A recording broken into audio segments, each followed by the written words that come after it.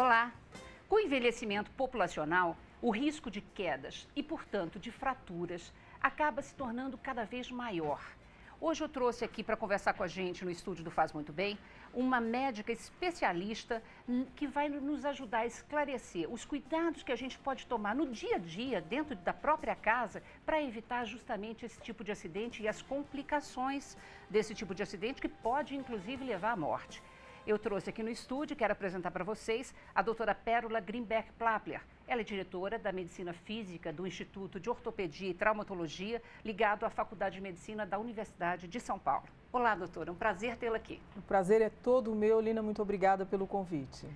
Doutora, com o envelhecimento realmente da população, a gente começa a ter um problema muito maior nesse sentido de quedas e fraturas e as consequências desse tipo de acidente? Isso é verdade, as pessoas acabam caindo muito mais, existe uma proporção muito grande de quedas em pessoas acima de 60 anos de idade, acima de 80 aumenta ainda mais.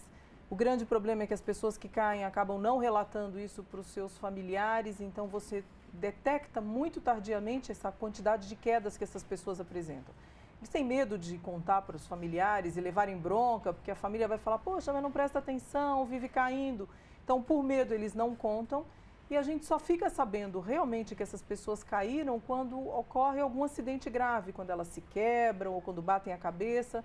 Porque quando as quedas são aquelas com menos traumas, a gente acaba não sabendo o que aconteceram. Na verdade, então, a gente tem que contar, botar a boca no trombone, porque há como prevenir daí, exatamente para evitar uma fratura mais grave. Exatamente isso. A gente tem que estimular as pessoas a dizerem que estão caindo.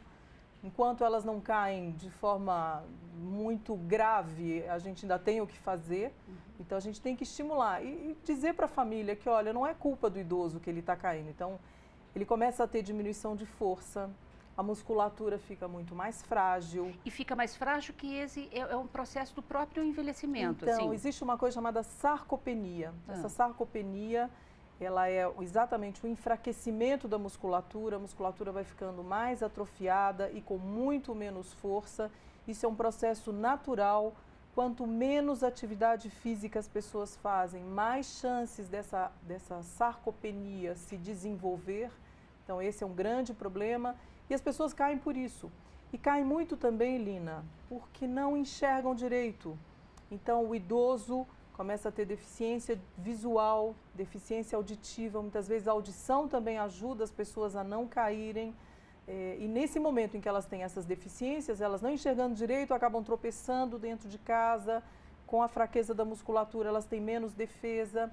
Começa a ter também uma perda dos reflexos que vão acontecendo também com o envelhecimento. Então, na hora de cair, ela não consegue se defender e acaba realmente se machucando. Então, são vários os fatores que acabam levando esses indivíduos a quedas. Você sabe que dentre esses fatores, né, esses fatores de risco, causas, não sei como seria melhor colocar, a questão dos medicamentos. A pessoa acima de 60, de 70, costuma também ter uma série de doenças que implica no maior número, né, de tomada de medicação e interação, inclusive, entre elas. Determinados medicamentos também pode causar como efeito colateral, sei lá, um tipo de tontura, vertigem, que facilita também esse tipo de acidente? É muito interessante, porque mesmo medicamentos que teoricamente não interferem com o sistema nervoso central, tem trabalhos mostrando que eles também são responsáveis por um maior número de quedas desses indivíduos. Então, e o indivíduo idoso é polimedicado, né? Ele toma remédio para pressão, ele toma remédio para as dores, ele toma remédio para dormir. Esse é um dos problemas, inclusive, muitos dos idosos que acabam tendo um sono ruim e tomam um remédio para induzir o sono, ficam sonolentos ainda no dia seguinte. Isso também pode ser uma das causas de queda nesses indivíduos. Então, são vários os fatores e esse da medicação é bem interessante mesmo. Agora, tem determinadas doenças também que aumentam essa possibilidade de queda, doutora? As doenças também aumentam, então doenças, por exemplo, indivíduos que têm problemas de labirinto acabam tendo mais quedas, indivíduos que ficaram muito tempo acamados acabam tendo menos reflexo, mais diminuição de força, mais fragilidade de uma maneira geral e acabam caindo também bastante. O idoso que acaba não se cuidando muito, então andando em pisos molhados e tem alguns não só as doenças, mas tem algumas coisas dentro de casa que são armadilhas dentro de casa, que você fala, que acabam levando os indivíduos a quedas. Então, eu vou querer, inclusive, que daqui a pouquinho a gente vai comentar. Eu queria passar, assim, tipo, algumas medidas preventivas, alguns cuidados, né? Isso é importante. Um beabá, assim, de alguns dos principais cuidados que a gente pode adotar dentro de casa. Mas antes, doutora, em geral, quais são os locais do corpo que, em geral, o idoso, numa queda, acaba tendo uma fratura, acaba quebrando?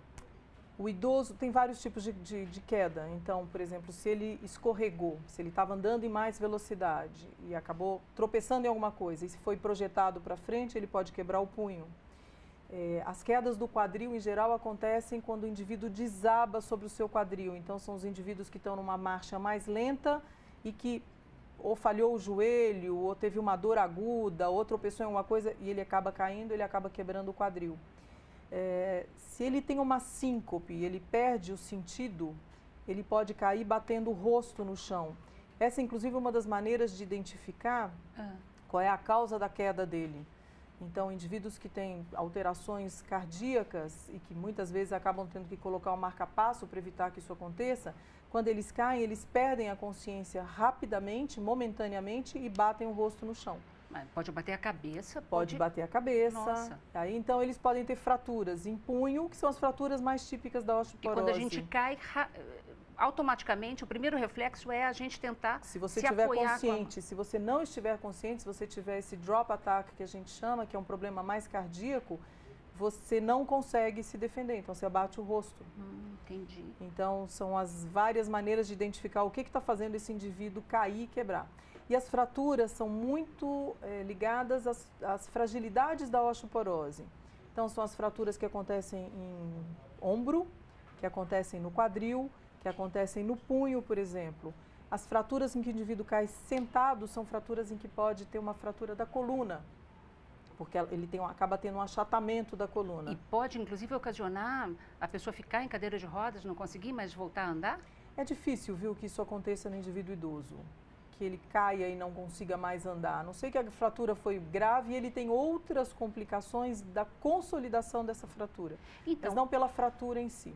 Em geral, as fraturas consequentes desse tipo de queda na pessoa idosa, há estudos, né, doutora, que mostram que o tempo, inclusive, de internação, de reabilitação e tal, é muito maior do que numa pessoa adulta. Quanto mais frágil for o indivíduo idoso, então, quanto mais doenças associadas ele tiver, quanto menos atividade física ele fizer, quanto pior a alimentação desse indivíduo, mais chances ele acaba tendo de cair e de se machucar e de levar muito mais tempo para se recuperar. Então, se ele for um indivíduo, por exemplo, que já teve um acidente vascular cerebral, então ele já é um hemiplégico, ele vai ter muito mais dificuldade porque ele já tem todo o problema da atual fratura, mais o problema da doença anterior. Então, dependendo do acúmulo de problemas que ele tiver, ele vai ter mais dificuldade realmente de se reabilitar. Fraturas, por exemplo, de fêmur, quadril, essas são consideradas as mais graves.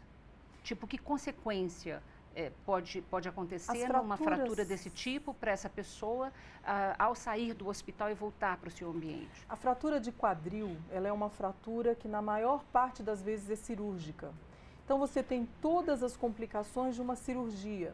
É diferente, por exemplo, de uma fratura de coluna. O indivíduo que tem uma fratura de coluna, ele pode ter uma dor muito intensa, ele pode ficar alguns dias acamado por causa dessa dor, vai ter que usar um colete, mas na maior parte das vezes ela não é cirúrgica. Ela acaba sendo cirúrgica em ocasiões muito específicas, quando a dor não melhora depois de alguns meses, quando o achatamento é muito grande. Então existem algumas cirurgias específicas que a gente chama de vertebroplastia ou cifroplastia, que tentam melhorar de novo a altura dessa vértebra. Mas não é obrigatório, mas no quadril a grande parte é cirúrgica. E por isso os indivíduos acabam tendo mais problemas depois na sua recuperação, porque todo o processo de cirurgia no indivíduo idoso acaba levando a outras alterações. Então a própria anestesia acaba complicando, o fato dele ficar depois também, não só anestesia, mas ele ficar muito tempo acamado, porque ele não pode colocar a perna no chão, também acaba sendo um complicador. Então isso faz com que ele comece a perder cada vez mais força muscular, cada vez mais reflexo, e vai aumentando a chance dele cair novamente. Então, acaba criando um círculo vicioso de fragilização, de queda, mais fragilização e aí por aí vai. Ou seja, o importante mesmo, como recado para toda a população, é a gente adotar medidas para tentar prevenir o máximo possível essa questão do risco dentro de casa. A prevenção seria, sem dúvida nenhuma, o ideal, tanto dentro como fora de casa. Dentro de casa, vamos lá? Vamos lá. Então, algumas armadilhas que a gente costuma ter dentro de casa. Animais soltos na casa, cachorro, gato. Então, muitas vezes o paciente tropeça no próprio animal que se enrosca na perna e o indivíduo acaba caindo. Ih, doutora, mas muitas pessoas idosas adoram ter um cachorro, um gatinho, quer dizer, acaba fazendo até como companhia, né? Não, e olha, não é para não ter, é só para ter cuidado com os cachorros e gatos. Eu tenho uma paciente que, por exemplo, tropeçou no gato e quebrou o quadril. Ela foi levantar de noite, o gato estava dormindo do lado da cama, ela pisou no gato e para não amassar o gato, ela acabou se jogando de lado e quebrou o quadril. Nossa. Então, cuidado com os animais, não é para não ter, mas muito cuidado. Na hora de sair, por exemplo, com um animal, tem que ver se ele não vai te puxar. Se você sai com uma coleira para passear na rua. Para o animal não ficar enroscando. Então, o animal também tem que ser educado para não machucar o seu próprio dono. Boa dica. Usar calçados adequados. Chinelo de dedo, que é uma coisa que os idosos usam muito, não deve ser utilizado, porque ele pode sair do pé. Se ele tiver uma sensibilidade diminuída no pé, ele nem percebe que o chinelo está saindo. Esse chinelo pode enroscar e ele acaba caindo em função desse chinelo. O ideal é usar um sapato fechado, não precisa ser de amarrar, mas um sapato que tenha velcro ou um sapato que ele possa vestir sem ter grandes esforços. Esse é o ideal. Não pode ter uma sola que agarre no chão. Então, ela tem que ser de borracha para ela não escorregar, mas ela não pode também ter esse atrito que vai prendendo. Isso. Então, tem que tomar cuidado com isso também. Tá. Saltos altos a gente deve evitar, porque o indivíduo acaba ficando muito mais instável. Então, o ideal é que seja sapatos de sola mais baixa ou, no máximo, um Anabela, que seja um sapato mais adequado. Tá. Fios soltos pela casa. Então, às vezes, a gente tem um telefone com fio e você sai levando o telefone inteiro. Ou você tem computadores ou laptop que ficam ligados na tomada e você acaba deixando essa tomada no meio do caminho, tropeça nos fios da tomada. Tapetes.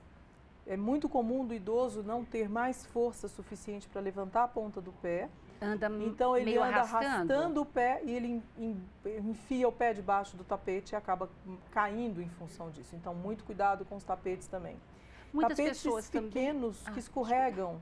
Então, tem que colocar aquela borracha antiderrapante debaixo do tapete para que ele não tropece, que ele não pise e vá embora. Principalmente esses tapetinhos no banheiro, exatamente, na porta de entrada da casa, né? Exatamente. O ideal é tirar o tapete. Tá. Mas muitas vezes você fala isso para o idoso, ele fala, poxa, mas eu vou descaracterizar minha casa inteira, então não dá para tirar o tapete. Tá. Então, esse é um problema, se tiver que usar tapete, com todos os cuidados possíveis. Brinquedos de netos soltos no meio da casa, uma casa bagunçada, a casa tem que estar organizada para que eles saibam onde estão as coisas. Luz acesa, sempre tem que deixar uma luz acesa à noite, para que esse indivíduo saiba onde ele está andando e não tropece e acabe não caindo. É porque a pessoa com uma certa idade acaba se levantando mais de uma vez, às vezes à noite, para ir até o banheiro, fazer xixi, fazer suas necessidades. Exatamente. Né? Esse e é um aí dos tem pontos. que deixar um pontinho de luz sempre. Um pontinho de luz ou um abajur que possa ficar aceso, para que ele não tropece e não caia durante a noite. Você vê, são pequenos cuidados, se a gente for pensar bem, quer dizer, não depende muito de dinheiro, se você tem recursos ou não. Não é isso, doutora? E não são nem difíceis de fazer, né? São cuidados simples e que podem salvar a vida de um indivíduo. Puxa vida, eu agradeço muitíssimo a sua presença e é claro que eu vou lhe explorar mais uma vez, né? E depois eu gostaria da gente fazer uma série de dicas, né, complementar essas dicas úteis para deixar lá no site à disposição das pessoas para elas poderem ir adotando esses pequenos cuidados, né, corrimão em banheiro, uma série de outras coisas que infelizmente a gente não vai dar tempo da gente falar tudo hoje no programa de hoje. Com muito prazer, Lina. E não esquecer da bengala também, né? Os nossos idosos acham que não devem usar bengala, que é feio, vergonha, que é feio. Mas é uma grande ajuda, principalmente nas nossas calçadas um pouco esburacadas. Muitíssimo obrigada, então, pela presença. Gente, super obrigada pela companhia e anote aí, www.fazmuitobem.com, que depois eu vou pegar todas as dicas úteis com a doutora Pérola Plappler e passar para vocês, tá bom? Beijo, até a próxima.